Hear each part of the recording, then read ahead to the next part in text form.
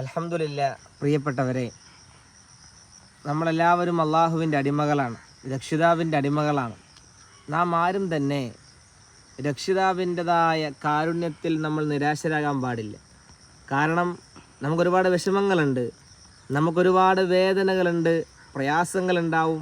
പക്ഷേ ആ പ്രയാസങ്ങളുള്ളതോടുകൂടെ തന്നെ നമ്മൾ നിരാശരാകാൻ പാടില്ല.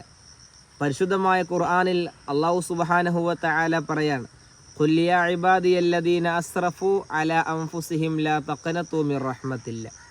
ഹബീബായ പ്രവാചകരെ, അങ്ങ് പറഞ്ഞു കൊടുക്കിൻ അങ്ങയുടെ സമുദായത്തോട് എന്ന് തുടങ്ങുന്നതായ ആയത്തിൽ അള്ളാഹു പറയാണ്, ലാ തഖ്നതു മിർ റഹ്മത്തില്ലാ. അള്ളാഹുവിൻ്റെ റഹ്മത്തിനെ തൊട്ട്, കാരുണ്യത്തിനെ തൊട്ട് നമ്മൾ നിരാശരാകാൻ പാടില്ലെന്നാണ്.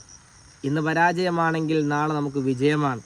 പരിശുദ്ധമായ ജുമാ ദിവസമാണ്. അല്ലാഹു സുബ്ഹാനഹു വ തആല ഈ പരിശുദ്ധമായ ജുമായ്ക്ക് ഒരുപാട് പ്രത്യേകതകളുണ്ട്, ഒരുപാട് പവിത്രതകളുണ്ട്.